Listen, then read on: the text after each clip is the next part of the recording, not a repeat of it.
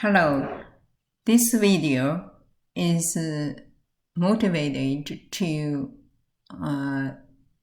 use R package matching based on the propensity score. This method is very popular among economists and political scientists. I have a illustrative example data. Here is called the propensity score matching data.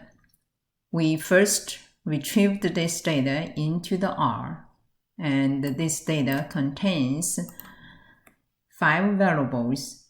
Treatment is labeled 0 and 1. 1 represents treated, 0 represents control.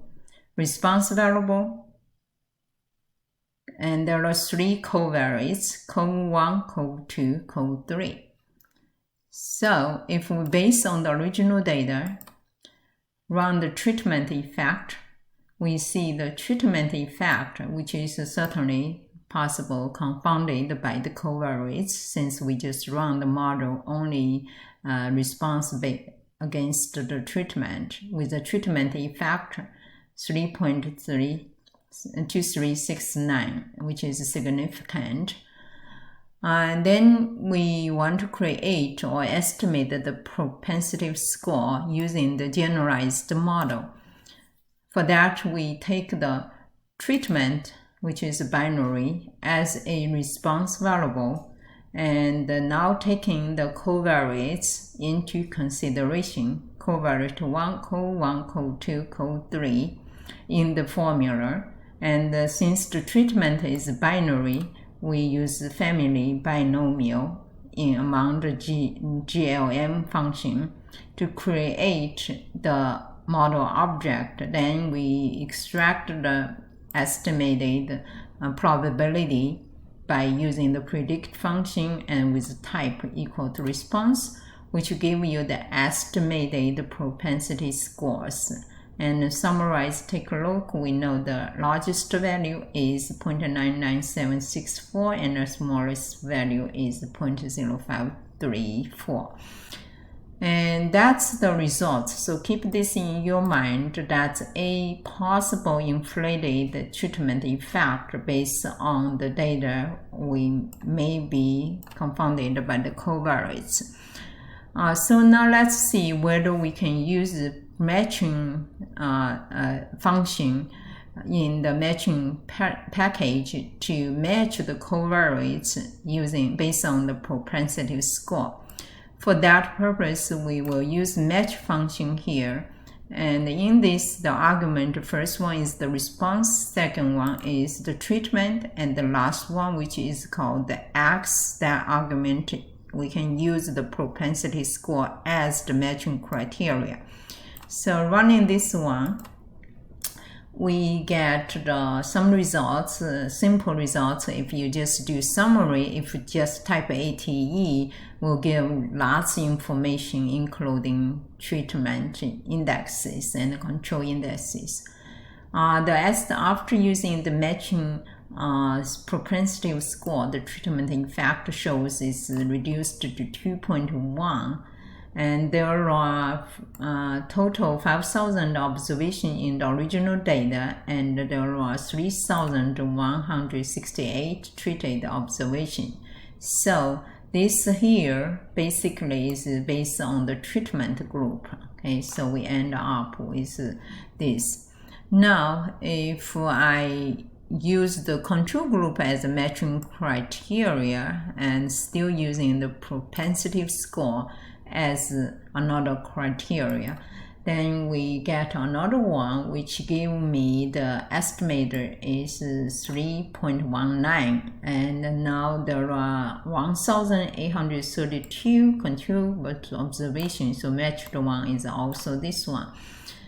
And now the question, the main purpose of this video is because we run into a question how to model based on this matched sample, and how to extract the matched sample. Now for that purpose, if you look into the output of the ATC, you will see there are lots of outputs, so I'm not going to give you that, but I will tell you that in the ACT output, there is one variable called index.treated, another is called index.control. So if I combine those two, these will be the indices of controlled variable observation and treatment observation. And then we subset from the original data, which is the DF, we will get the matched sample data. So now you can see matched sample data will be, of course, the double of this 1832. And again, still 5 variables. Now we can go ahead to run the model based on the matched sample data. If you like to take a look at how it is matched, membership matched, you can use this one to find it out, how it is matched. So the pair is matched is this one matched with the original controlled one, and this one is matched with the controlled one. Now you can check, after matching, we can check the balance property of the matched covariates. Expected that if you visualize the data, you like to see the QQ plot will be along the 45 degrees line. You also can match balance function to check out how well before and after match.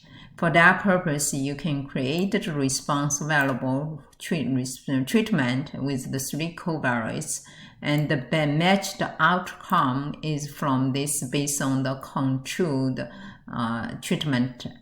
And then you can run this one, which will give you lots of output, including before and after. So here is the results you get. Looks like this, each one separated by covariate.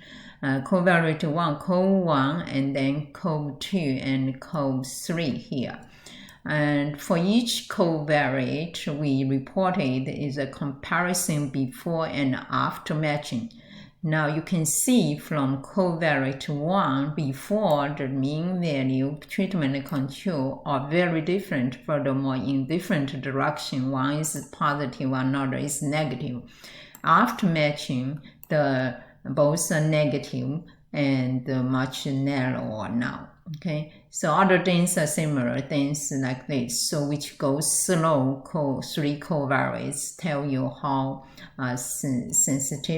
sensible of this matching. And finally, there is a variable names 1, 3 are more significant than the second one. If you look at the second one, it's pretty much this difference is about the same. So which tells you not significantly changed. So that's overall, hopefully the results based on the matched sample will be much more reliable than the original one. Now, if you want to visualize the data and the matching results, we can use this QQ plot function to see how well the matched control with the treated pairs up. And then we are looking for this QQ plot will be along the 45 degrees line. So make this window big enough so the graph can show, where I also divided the screen into 3 parts so that I can put all 3 covariates into one single graph.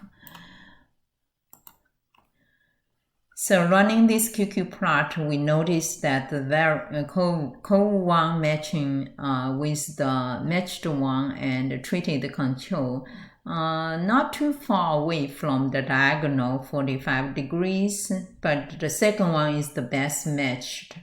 That's why. So, and the last one is, I would say it's pretty far away. Okay, so in other words, matching method will improve a lot for cov1 and cov3, and cov2 will not be significant changed. So now if I use the matched sample, which I extracted here in line 29, I can rerun the model based on the matched sample to see what is the treatment effect.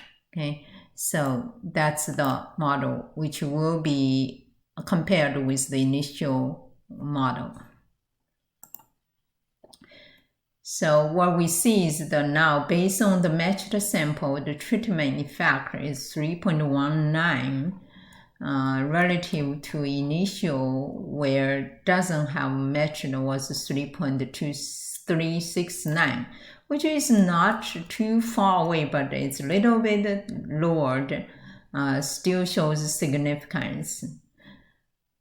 So that's pretty much teaching you how to, two things, how to estimate the propensity score using generalized linear model, and how to extract the matched sample here, and run the model based on the matched sample. There are other things talk about the matched balance information you can use, very popular, is called the genetic matching. For that, the argument or syntax is a little bit different.